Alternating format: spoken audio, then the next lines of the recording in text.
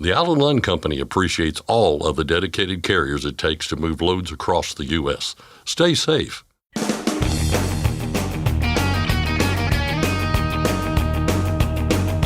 OOIDA, representing America's truckers since 1973, presents Landline Now with your host, Mark Redding. Reaction to the EPA's new Phase 3 greenhouse gas regulations for heavy-duty vehicles has been swift and loud. Successfully arguing against the rule will require facts and thorough analysis. Enter Andrew King of the OOIDA Foundation. He joins the show today. The Kansas Turnpike is going completely cashless July 1st, and it should make life easier for truckers on the road. And the Turnpike is making a major effort to inform customers about the change. I'll talk with Steve Hewitt, CEO of the Kansas Turnpike Authority. And finally, last week's CVSA International Roadcheck made an impact on the spot market. We speak with Brent Hutto at Truckstop, who breaks down the numbers and has some advice on what the top regions and lanes are. But first, the news with Scott Thompson. Thanks, Mark. Our top story today. A bipartisan bill endorsed by the Owner-Operator Independent Drivers Association aims to give the Federal Motor Carrier Safety Administration the tools it needs to combat fraud in the transportation industry. Delegate Eleanor Holmes Norton of Washington, D.C., and Representative Mike Ezell of Mississippi introduced the Household Goods Shipping Consumer Protection Act on Wednesday. The bill restores and codifies FMCSA's authority to issue civil penalties against bad actors. The legislation also requires brokers, freight forwarders, and carriers to provide a valid business address to FMCSA before acquiring operating authority. In a statement of support, OOIDA President Todd Spencer wrote that freight fraud committed by criminals and scam artists has been devastating to many small business truckers simply trying to make a living in a tough freight market. Spencer said the bill would give FMCSA better tools to fight back and encourage the Transportation and Infrastructure Committee to move the bill along without delay. A pair of carriers operating together are asking FMCSA for a training exemption. Covenant Transport and Land Air Transport, working jointly as Covenant Logistics, ask that commercial learner's permit holders who have passed a CDL skills test but have not received a CDL document be allowed to drive a Covenant Logistics commercial motor vehicle without a CDL holder in the passenger seat. Covenant Logistics said the regulation is preventing the company from employing new drivers until the home state issues a CDL, a process they say can take weeks. Covenant Logistics estimates that 2,000 drivers would operate under the exemption each year. FMCSA recently renewed a similar request to CRST. Stevens Transport, New Prime, CR England, Werner Enterprises, and Wilson Logistics also are operating under exemptions that no longer require the trainer to be in the passenger seat. FMCSA is fielding comments on the latest request. They'll be accepted for 30 days. With a continued surge in cargo theft, one industry insider is telling carriers to be on high alert with their loads over this Memorial Day holiday weekend. CargoNet analyzed theft patterns from 2019 to 2023 for the Thursday prior to Memorial Day to the Wednesday after. They found an average of 29 incidents each year were reported over the 7-day stretch. The company said the average loss per theft was valued at more than $264,000. As for timing, CargoNet found that around 17% of the recorded thefts occurred on the Friday before the holiday. The Tuesday and Wednesday after the holiday also saw a significant portion of the overall total, with 15% of thefts being reported each day. This could be due to shippers and receivers returning from the long weekend to discover the theft. Given the trends, CargoNet said it's crucial for supply chain stakeholders to enhance security measures, particularly in the identified high-risk states and locations, and for the most targeted commodity categories. 2 more lawmakers have signed on in support of a bill in the House that would force federal agencies to take a step back when crafting new regulations and consider how they might affect small businesses. Representatives Pete Stauber of Minnesota and Don Bacon of Nebraska are the 8th and 9th co-sponsors of the Prove It Act. The bipartisan bill was introduced by Congressman Brad Finstad of Minnesota in February. He told Landline at the time that it's designed with small business owners at front of mind, like owner-operators, who make up some 96% of the trucking industry.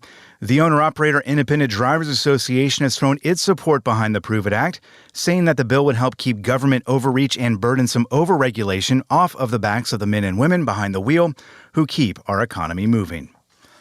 Overall truck volume was down again in April. That's according to the American Trucking Association's Advanced Seasonally Adjusted For-Hire Truck Tonnage Index. The decline last month was 1.2%. ATA Chief Economist Bob Costello said in the report that the truck freight market remains soft in April, and it's likely that additional capacity will leave the industry in the face of continued softness in the market. A new study out of the United Kingdom found that electric vehicles are twice as likely to hit pedestrians as gas or diesel vehicles. The study, published in the Journal of Epidemiology and Community Health, concluded that's because electric and hybrid vehicles are quieter than others, leading to more interactions, especially in urban areas where background ambient noise levels are more significant. The risk of a pedestrian being hit in cities was 3 times higher. One item of note, the data used for the study was from 2013 through 2017. Researchers said more research would be needed to be done using more recent data for a better picture of the true risk. A California bill no longer includes a mandate to install side underride guards for trucks traveling in the state. State Senator Scott Wiener introduced legislation that he touted as a head-on attempt to reduce the number of traffic deaths and injuries on California roadways. As introduced, SB 961 would have required side underride guards on every truck, trailer, or semi-trailer with a gross vehicle weight rating exceeding 10,000 pounds that was manufactured, sold, or registered in California. The proposed mandate riled up many in the trucking industry, including the California Trucking Association and OOIDA. Amid the pushback, the side underride guard provision was removed, but the current bill would require vehicles manufactured or sold in the state to be equipped with passive intelligent speed assistance. In short, it's a warning system that alerts drivers when they are traveling 10 miles an hour or more over the posted speed. The underride guards bill awaits a final Senate floor vote. If approved there, it would move to the Assembly. An Illinois-based trucking company has filed for bankruptcy. Patriot Transport and its sister company, Expediter Systems, filed for Chapter 11 protections in a U.S. District Court this month. Patriot Transport was founded in 2006 and has 35 power units and the same number of drivers, according to FMCSA's Safer website. Expediter Systems had 50 power units and 55 drivers. Ports in South Carolina were closed earlier this week due to a software issue. The Charleston, Dillon, and Greer ports were all affected Sunday night into Monday. At first, they were treated as delays by port officials, but as the day dragged on, they said the ports wouldn't open at all, leaving trucks stranded outside. The ports reopened early Tuesday morning. As for the cause of the closure, officials have only said it was a software glitch. Meanwhile, also in South Carolina, the DOT there has broken ground on an Interstate 26 expansion project. Both directions of traffic are being expanded to 3 lanes each way for a roughly 11-mile stretch in Lexington County. 7 bridges between Gaston and St. Matthews will also be replaced or repaired. The changes are all set for completion sometime in 2027. And finally, Shell Starship 3.0 is back on tour. The truck, equipped with a Cummins X15N natural gas engine and powered by compressed natural gas, is on display at the Advanced Clean Transportation Expo in Las Vegas this week and will be at Shell Rotella Super Rigs in Fort Worth, Texas next week. The tour will end in the fall with stops across the country along the way. Shell Starship 3.0 contains components and features that promote lightweighting, low aerodynamic drag, and low rolling resistance Bridgestone tires. The truck is intended to demonstrate efficient technologies that help meet carbon reduction goals. That's Landline Now News for today. I'm Scott Thompson. Thanks, Scott. Congratulations to Kevin Kokmek of Litchfield, Minnesota.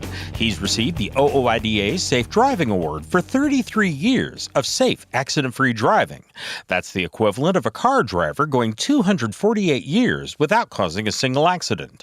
The OOIDA Safe Driving Award program is sponsored by Shell Rotella.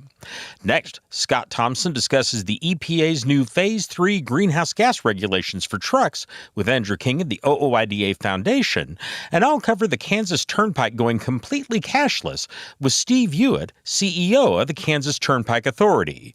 We'll be right back. I'm Mark Reddick, and this is Landline Now. Thanks for listening. Be sure to like and subscribe. If you want more content, go to landline.media to get updated news, information, and archived editions of our show. Once again, that's landline.media. Capital Reman is your leading source for quality remanufactured engines and components. Capital Reman stands ready to serve all OOIDA members to help reduce costly engine repairs or replacement. Visit capitalreman.com today and use code OOIDA10 to save. Get the most power and performance out of your rig with Howe's Diesel Defender. It provides maximum lubricity and contains specialized IDX4 detergent to clean and prevent deposits and safely removes harmful water. Visit HowesProducts.com for more information. Attention professional drivers, do you owe money to the IRS? Integrity Tax Relief Group frees drivers from IRS trouble. Call for help now, 855-976-4291. That's 855-976-4291. It's tested and proven. Burn 2.1% less fuel when you balance all wheel ends with Centromatic. Call 800-523-8473 to get the OOIDA discount.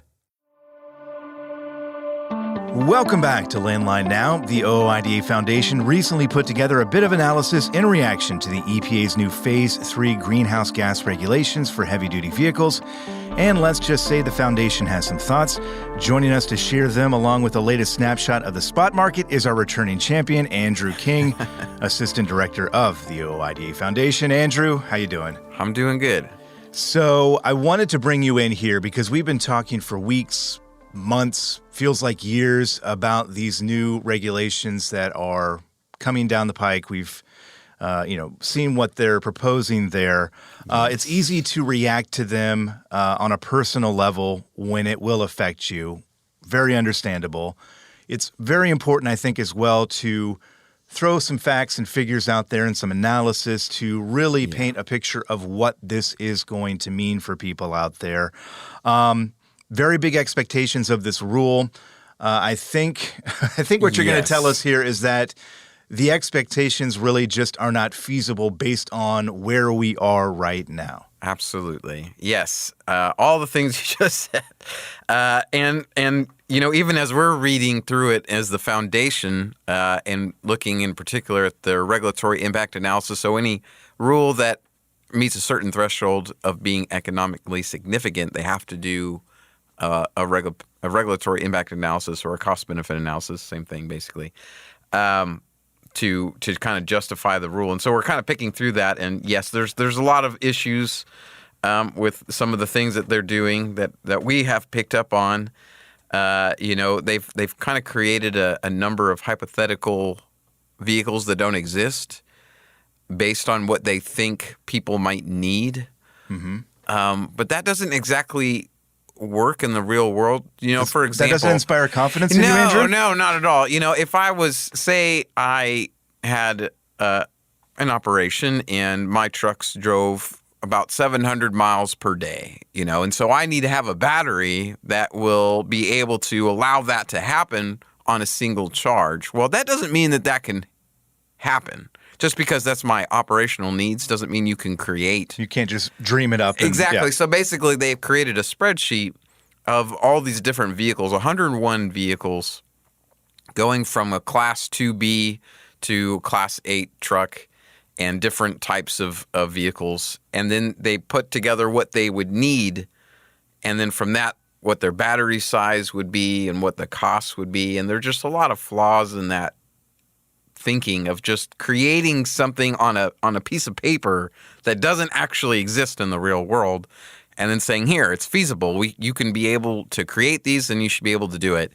Even their analysis, their estimates on power demand, they said power demand will be very modest. Nothing suggests that it will be modest. And even some of the research that they cite from other sources of very well-renowned sources, like the Argonne National Laboratory, which is very well known, or the Department of Energy, these organizations have done their own studies, and some of them are even maybe a little bit more green-centric, just like EPA. And even then, and their total costs of ownership, so not just your upfront costs, but over time, what will it end up being? And for almost all of these other research, except for EPA, when you look at especially Class 8 trucks, like our members would be driving, it makes no sense to do this. Now, in other vehicle types, short haul, Amazon vans, there's a reason why they do that. Yeah, because it makes economic sense, and perhaps it could even be a write-off on some of their taxes because it's pretty expensive to get all that up and running. But for our members and the long-haul trucking industry, this makes no sense. and other well-known sources basically spell that out. The costs just do not line up. This is not ready for prime time. Which, again, is why I think so many people are scratching their heads, and literally I am right now with this, because, again, just to kind of give a refresher here, this particular one that we're talking about here would require a quarter of new sleeper cab tractors to be zero tailpipe emission trucks by 2032. We're talking just over 7 years from now. We talk about the feasibility of all of this. And I think the issue here is that this is a mandate, right? This is not a push or a nudge in the right direction, which would be one thing if that was a goal that they had put out there. It's funny the way that they phrase it. Exactly. Because they don't call it, they say, and this is their argument on all these, I've even read through their response to comments from the NPRM, and a lot of what they say is, well, this isn't a mandate. But you are making the requirements so stringent. Yeah. That in order to meet the requirements, you would have to have a number of zero emission vehicles available. Yeah, if it walks like a duck and talks like a duck. Exactly. So it's just a way to go around the issue. So when you say you're mandating electric trucks, no, we're not mandating it. That's basically the response, which is frustrating because, as you kind of mentioned in your little analogy, they are without saying it outright. Right. And we've talked about this before on the program here, but, the pushback out there is not subtle, and we're seeing more and more reports out there. Ryder just put one out, and we spoke with them just about the cost of all of this and what it would cost to actually put it into effect for them. As you kind of alluded to there, light-duty vehicles, your short-range vehicles, may be feasible. I mean, much more feasible than on a Class 8 scale. But again, for owner-operators out there, for smaller business truck drivers who this is just not going to work. And we're going to see legal challenges. We're already seeing some of them kind of take shape in the states. We were talking earlier, it feels like something's got to give here. This is not necessarily going to play out the way it looks like it will. So when people out there may be losing their minds over this or getting worried about it, just take a step back, take a breath, because we may not see this. Absolutely. This is years away before it would actually get implemented. Model year 2027 is when those standards would become, I guess the rule. Mm-hmm. But as you have stated very clearly, yes, there are a number of hiccups, speed bumps, road bumps, whatever phrase you want to use, that perhaps will keep this rule from ever coming into existence, or even as we see it right now. I could see it maybe getting watered down, or, if administration changes, I highly doubt that this rule becomes law. And that's also why it's being rushed very quickly, right? Considering the NPRM just came out, like less than a year ago. It wasn't that long. So obviously they're trying to get it through really quickly for a reason. Right. So there's a lot of things to see. So just stay tuned. Just like you said, don't get too upset. I mean, it is frustrating, but this might never even happen. Right. And we've also talked about hydrotreated vegetable oil, these biodiesel fuels that are out there. That really is promising, it seems like, on a lot of... And all those things are not necessarily meant to be a total replacement of diesel, but they can be supplemental, and they could be very helpful in this conversation. And just to kind of wrap this in a bow before we move on to the freight market, I know the foundation is working on full-fledged analysis over all of this that we're talking about right now. We'll kind of put all this into perspective and really put a bow on what this would look like if it were to go into effect. Any idea about when that might be coming out? Well, it's pretty big. Yeah, it's a lot of pages. So I would say maybe in the next couple of weeks there'll be some things, and we'll try and keep it small. So things like 1 pagers, 2 pages. I know this is really difficult, pages, but we want to basically pick out the highlights and summarize it rather than go into all the details that aren't all that important. So. We'll keep an eye out for that, and I'm sure we'll have you back on the program when that drops. Let's shift here from the EPA to the freight market. I was hoping we could maybe transition to brighter news here. I'm not sure you're going to have it for us here. Foundation has its April report out, really hot off the presses here. I'll just ask you, how are we looking, Andrew? More of the same, unfortunately. And it's looking more and more likely that next upcycle is going to be 2025.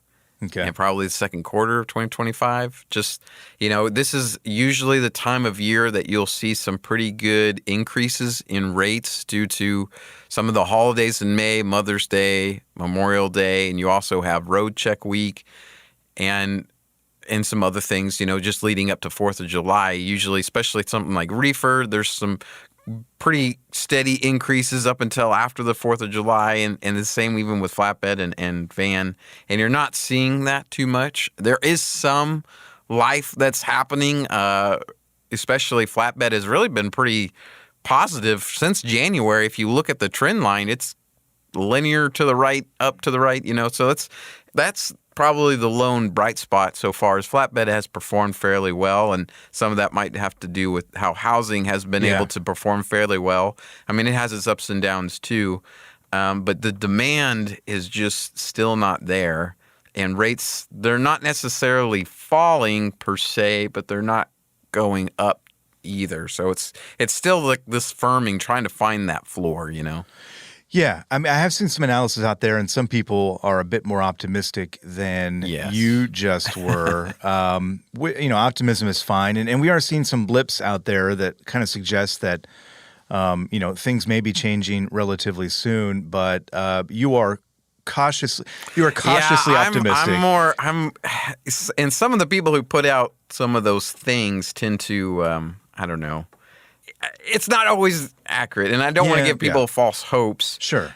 Because the big issue is demand, and I know we talk about this a lot. There's this mindset out there that if enough capacity leaves, then rates will go up. Well, if demand is still falling, then it doesn't matter how much capacity is. You'd have to infinitely be losing capacity in order for rates to really see an uptick. Now, I think some of the capacity that's leaving is helping rates firm up a little bit because demand has actually gone down and rates are somewhat even leveled. They haven't fallen too much, and in some cases they've actually risen, depending on which metric you're using or looking at. So that is a positive sign. But manufacturing, which is responsible for like 60% of all ton freight miles for for-hire carriers, that's significant. And that is not performing well. It's basically been in a manufacturing recession for, like 5 quarters. So something there has got to change in order to really see this next cycle turn. And that's why I'm saying that. And I say that so people have the information and understanding that they can plan accordingly. And I know that at the same time, some people are doing really well. I talked to some of our board members here when they were here not too long ago, and they have a specific lane that they run. They have dedicated customers, and they actually are doing really well, and they're not having the problems that others are because they're not relying solely on the spot market. Yeah. And as we've talked about before, that really is the key in times like this. Absolutely. Is to develop those relationships and make sure that you're, basically dedicated to them and doing all you can. Again, it's not easy out there. We know that for a lot of people. But historically, when we talk about down cycles, we're, if you talk about second quarter next year, that's about historically where. Yes, it's not unprecedented to have a down cycle that lasts that long. I know that it's not fun in the moment, and I know people are hurting, so I don't mean to make light of that. Absolutely. But it has happened before, and who knows, something might occur and change things.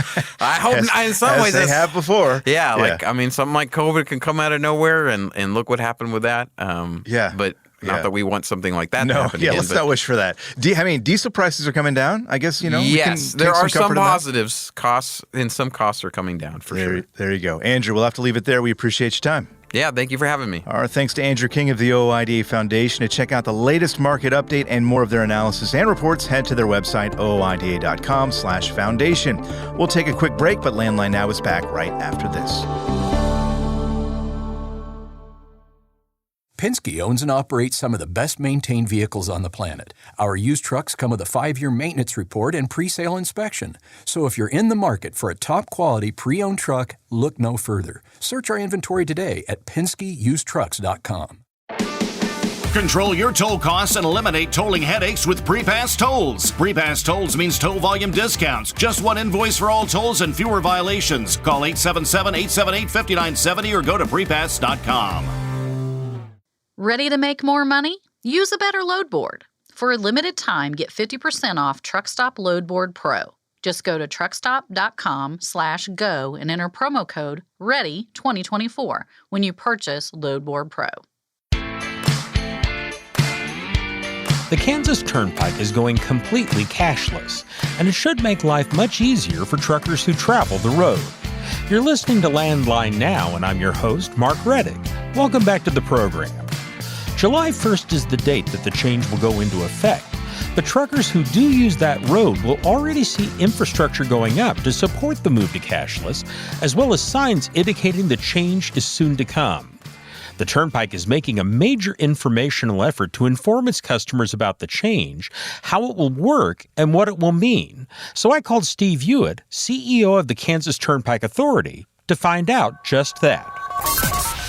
Well, sir, as we know, the Kansas Turnpike is going to go cashless on July 1st. And I'm kind of curious, cashless can mean a lot of things, and people use the term a lot of different ways. What exactly will the system be in Kansas starting on that date? That's a great question because people have asked that a lot, like, what does cashless mean?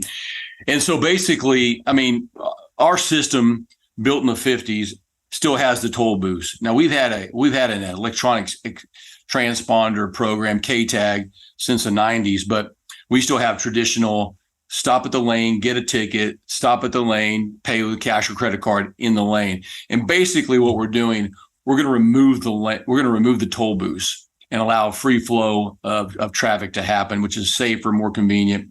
It's funny because if you go back a little ways, 10 years ago, we had 35% of our traffic had a transponder or a related transponder from a different, state like Oklahoma, Texas. But today that's in the 70s.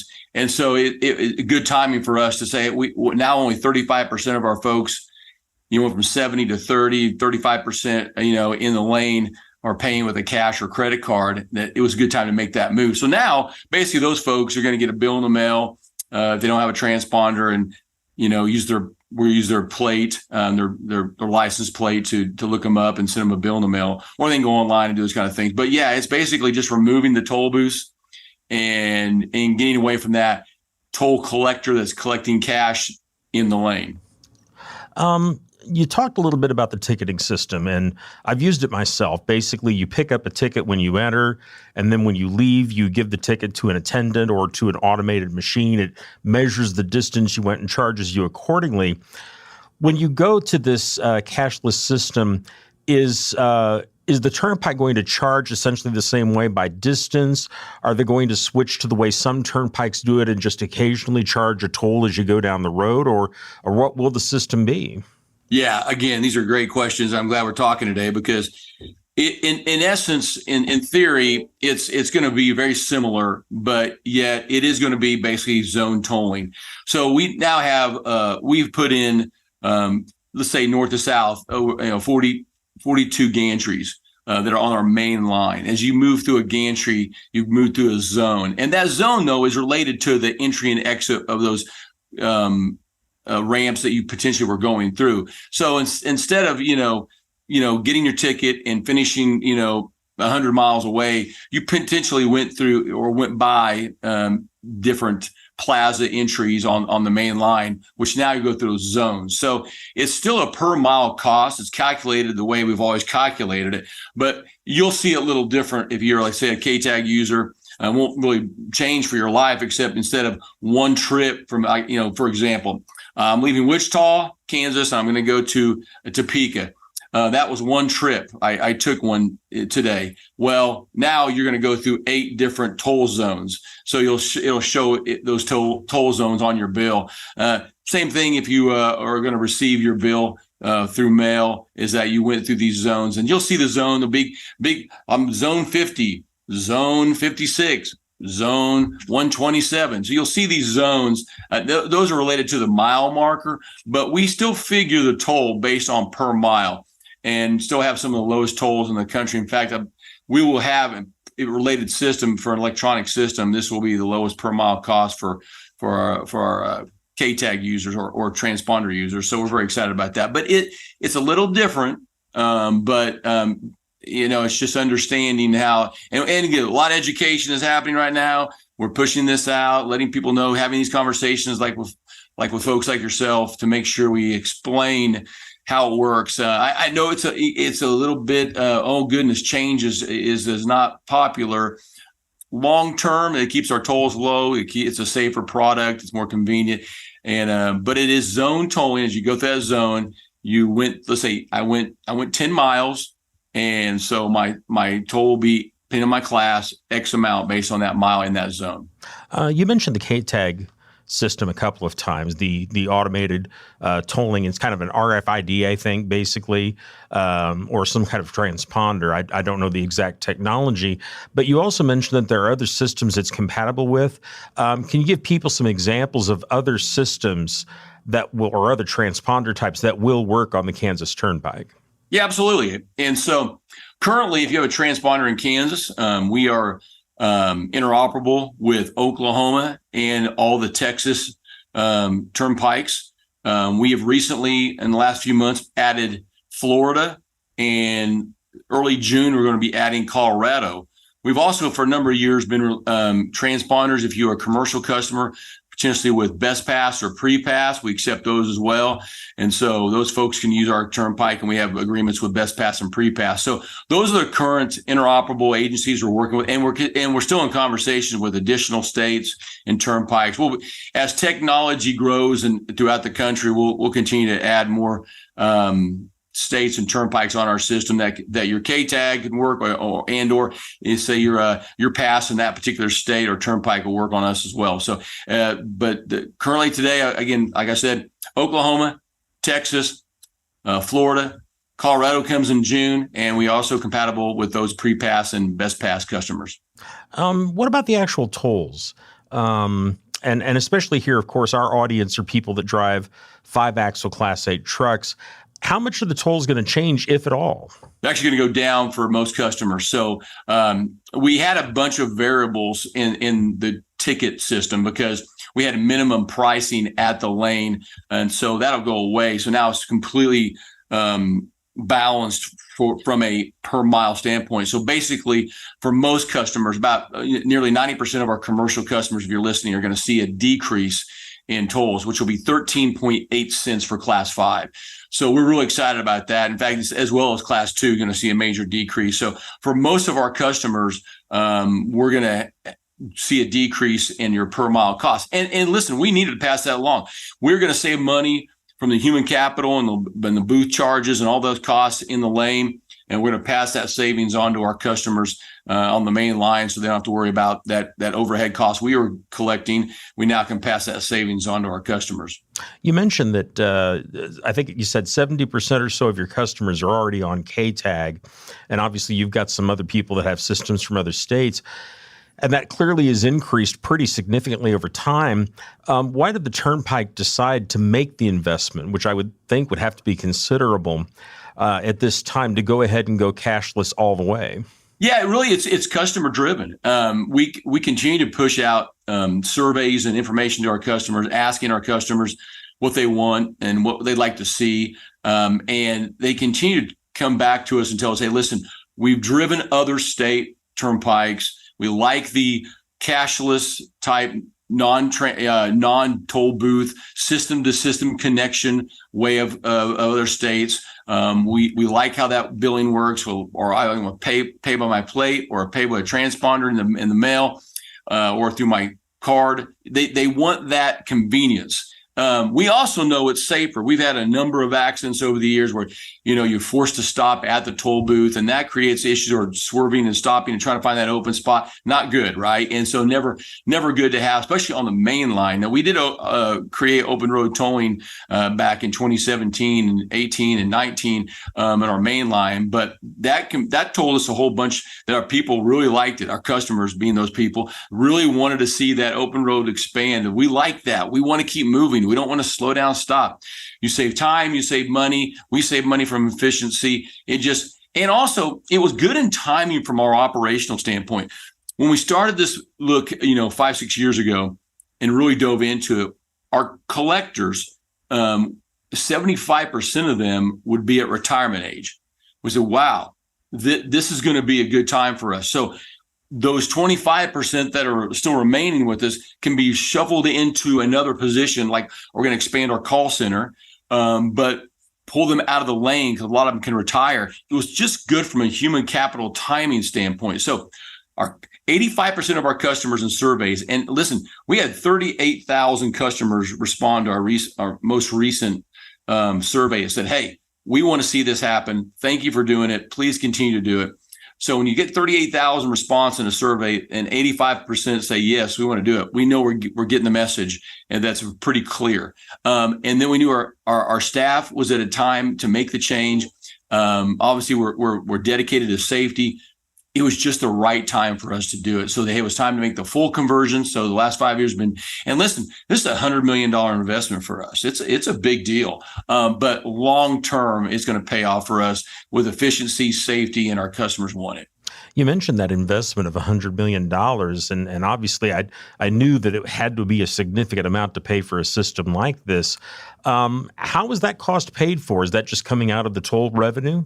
Yeah, over the past 10 years, we've been building up our reserves, and we've really dedicated. We've put a long-term needs plan together, which is really a capital improvement plan, and we looked at what we wanted to improve. Well, yeah, we did major improvements. We raised our bridges, added truck parking, fixed drainage issues, pavement issues, ramp issues, major modernization in infrastructure. But from an operational side, we had the money to make a major toll change, what we call system operational change. So we had the money in savings.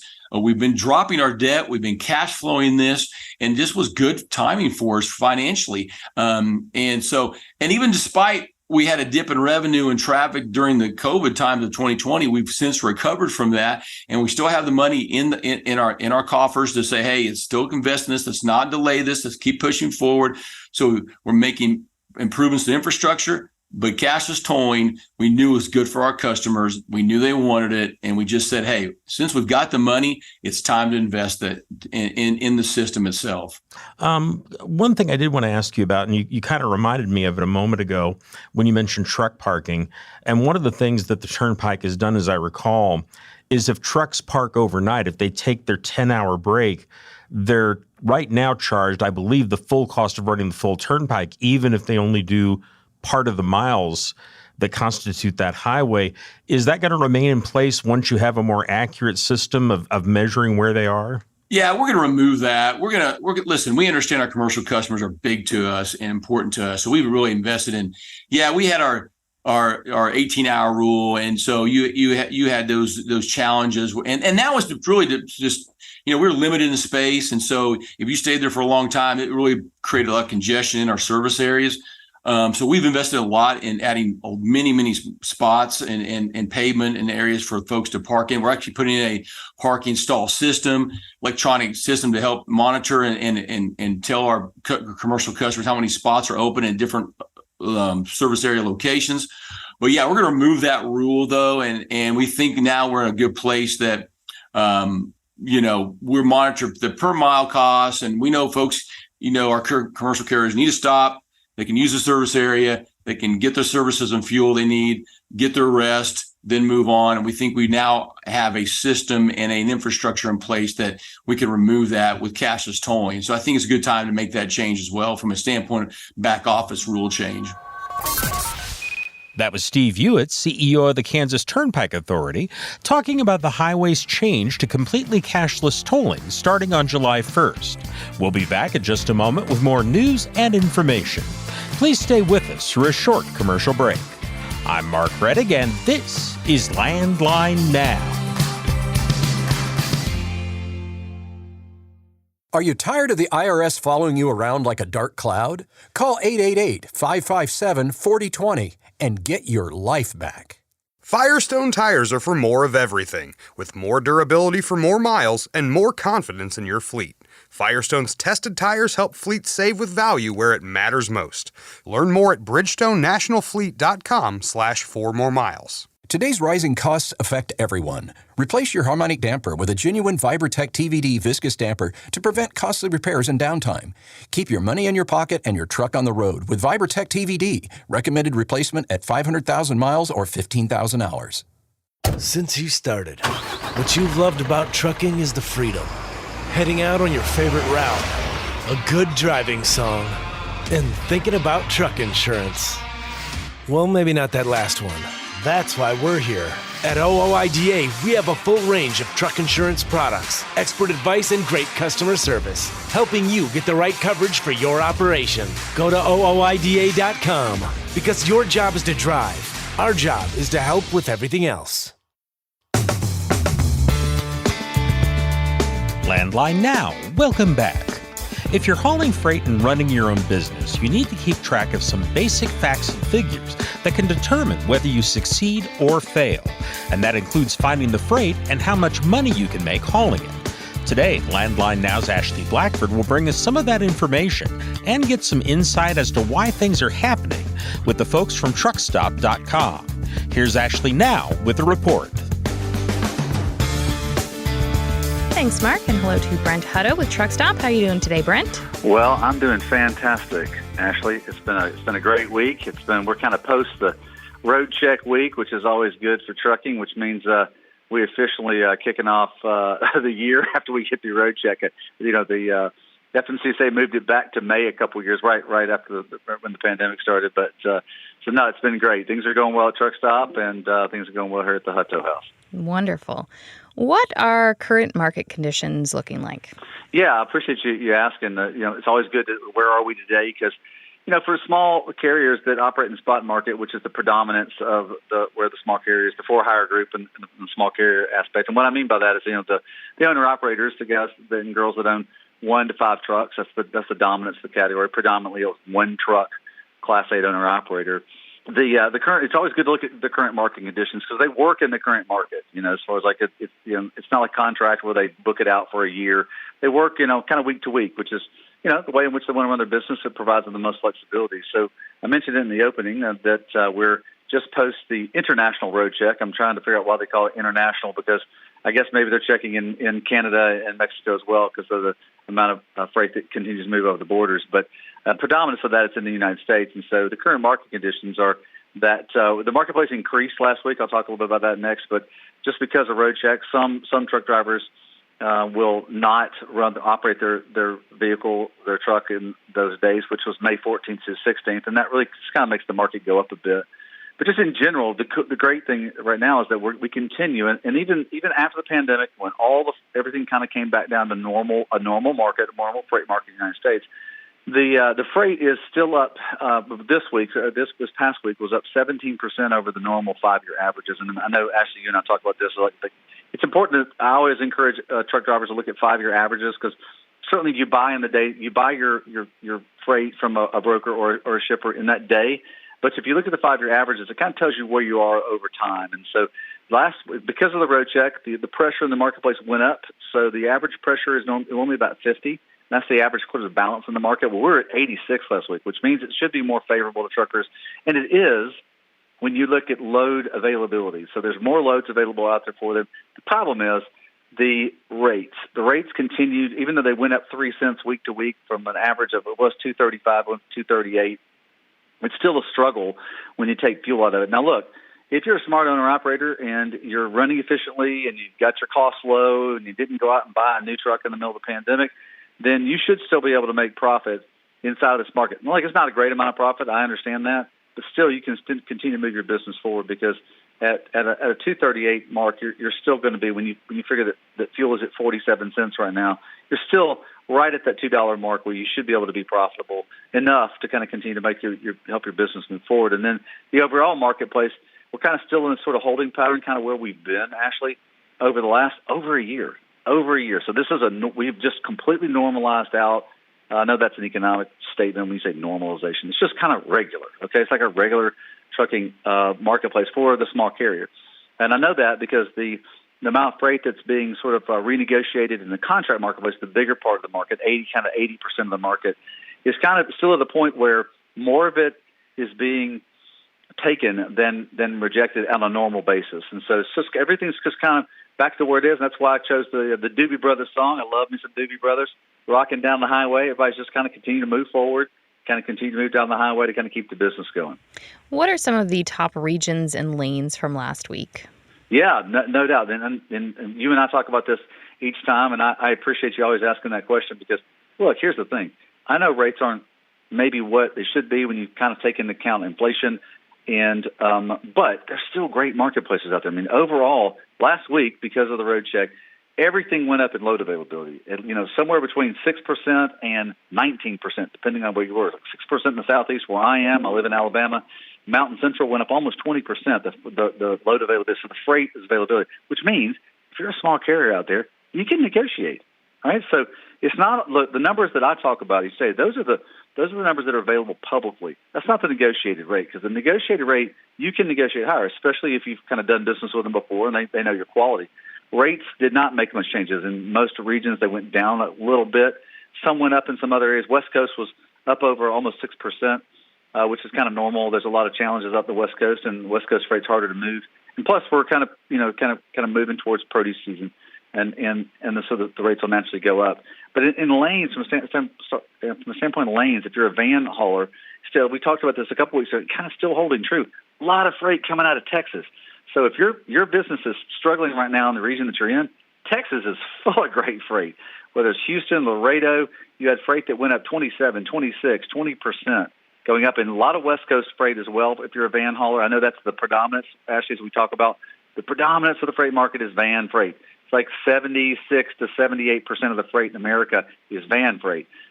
So that's why it's much more competitive, because a lot of people are hauling it. But there's great areas in which you can move, and the good thing if you own a truck, hey, that's fantastic. But 4 of the 5 top lanes were either Houston, Laredo, or Dallas that had big increases. So if you're struggling, look there. Flatbed, same thing. Texas. There's some in Louisville, 28, 26, 20%. All those moving up. So that it pays to know how to look for freight. So when you get onto a load board, or if you get onto an open opportunity, just kind of make sure you've got an ability to look at rates in that lane, and then look at the areas in which you want to run. But in reefer, you had the same thing. Houston was big again. Dallas was big again. There's some in Savannah and Denver that went up. And these all went up between, reefer had the biggest increases during the Roadcheck week. 79%, 66%, 62%. That's fantastic. From $1.26 to $2.25, from $1.65 to $2.74, from $2.25 to $3.65. Those are massive increases that, if you're looking well enough, you'll be able to find profitability. That's the most important thing. That's what I always want to communicate, and I'm so glad to get to be on the radio with you. Just talking about how can we help small carriers be profitable. Most important thing that we look at Truckstop. What are some important industry points owner-operators should be aware of? Yeah, man, fantastic. Well, when I talked about freight and increases in freight, one of the reasons why Texas has such an increase is because of what's known as nearshoring. All right, so nearshoring is when you've got manufacturing of goods that are manufactured very close to the United States shores, or the way in which we're all the contiguous 48 are put together. Mexico has had such an increase, and the reason I'm bringing up Mexico is because it started about 9 months ago that Mexico became our largest trading partner over China. Never, ever thought I'd ever say that, but Mexico is our largest trading partner over China. And just kind of give you some numbers on that from the standpoint of like investment of companies into Mexico. So last year, there were in 2023, there were about 378 different companies or investments into Mexican manufacturing. It was about $6.4 billion. Well, in the first 5 months of 2024, there's been $20 billion worth of investment into Mexico for manufacturing. And that's not just United States companies doing it. It's Denmark and Australia and South Korea. And so Mexico's having just a renaissance of manufacturing companies that have come in there. And I say that because, moving freight, you want to move it as profitably as you can. You want to get the best rates that you can if you're a small carrier. You got to know where the increases are. Well, the freight that's coming over the border into the United States from Mexico is going to continue to increase and continue to increase. So Texas and anything that comes from that touches the Mexican border is going to continue to see increases. So if you're struggling with getting profitable freight, look towards what's coming through Mexico. Just do some research. There's groups out there that specialize in it. All right, Brent, thank you so much. Ashley, thank you so much. Really appreciate being on, and thanks for all that you're doing to help truckers out there. That was Brent Hutto with Truckstop. Mark, back to you. Thanks, Ashley. That's our program for today. Thank you for joining us. I'm Mark Rettig, and this is Landline Now.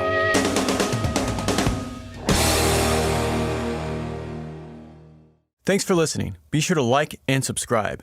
If you want more content, go to landline.media to get updated news, information, and archived editions of our show. Once again, that's landline.media.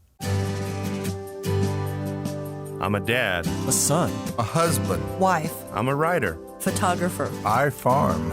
I'm a veteran. I love old cars, fishing, my kids, chrome, and I am a professional truck driver. And together we are OOIDA. OOIDA was founded by truckers to stand up and speak on behalf of truckers. We've done that by combining the individual voices of our members into a single, powerful voice. Protecting your interests, defending your rights. Join us! Make your voice heard. Join OOIDA, the Owner-Operator Independent Drivers Association. Call 1-800-444-5791 or visit OOIDA.com.